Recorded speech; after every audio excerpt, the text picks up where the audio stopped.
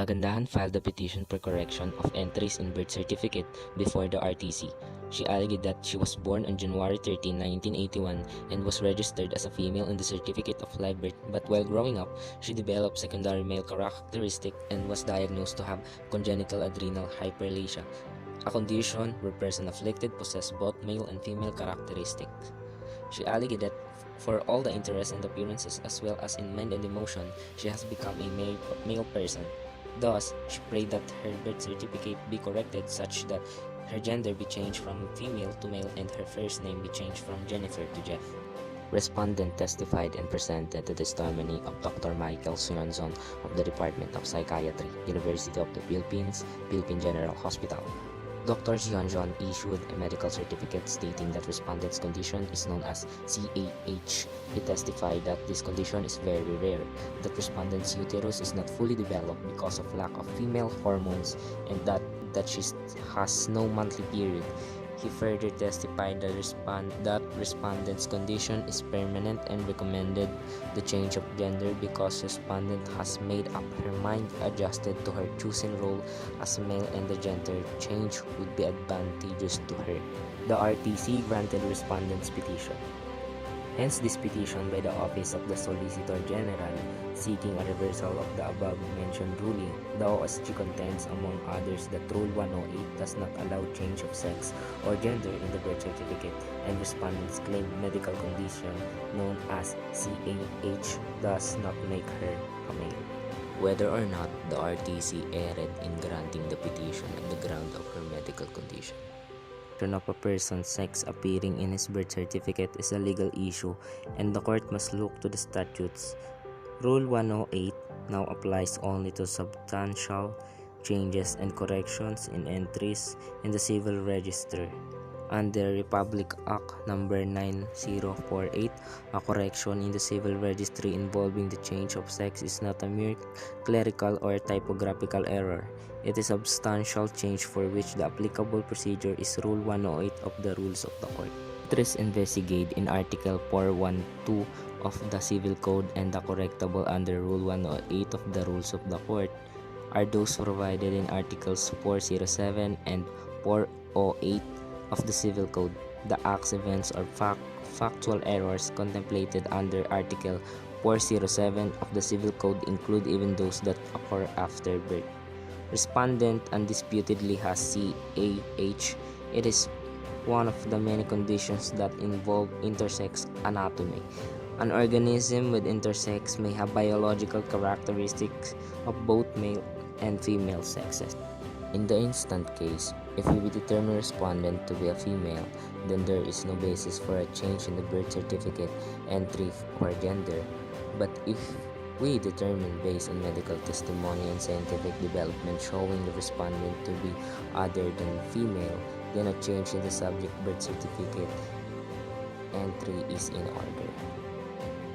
Ultimately, we are the view that where the person is biologically or naturally intersex, determining factor in his gender classification would be what the individual like respondent having reached the age of majority with good reason thinks of her sex. Respondent here thinks of himself as a male, and considering that his body produces high levels of male hormones, there is preponderant biological support for considering him as being male. Sexual development in cases of intersex persons make the gender classification at birth inconclusive. At maturity, that the gender of such persons like respondent is fixed. Respondent here has simply let nature take its course and has not taken unnatural steps to arrest or interfere with what he was born with, and accordingly he has already ordered his life to that of a male. Respondent could have undergone treatment and taken steps like taking lifelong medication to force his body into the categorical mold of a female, but he did not. He chose not to do so. Nature has instead taken its due course in respondent's development to reveal more fully his male characteristics.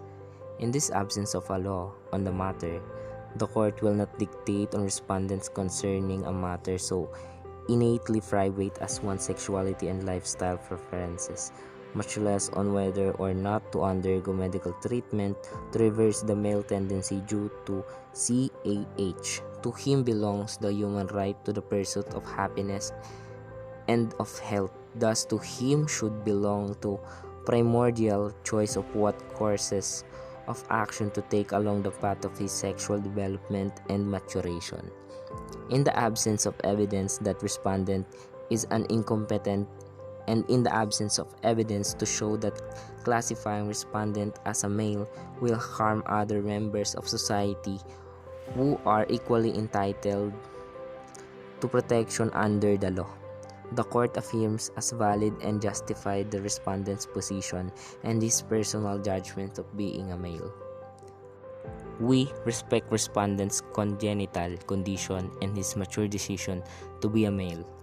As for respondent's change of name under Rule 103, this court has held that a change of name is not a matter of right but of judicial discretion, to be exercised in the light of the reasons adduced and the consequences that will follow. The trial court grant of respondent's change of name from Jennifer to Jeff implies a change of a feminine name to a masculine name. Considering the consequences that respondent's change of name merely recognize his preferred gender, we find merit in respondent's change of name, such as change will conform with the change such merit in respondent's change of name, such as change of will conform with the change of the entry in his birth certificate from female to male. The Republic's petition is denied.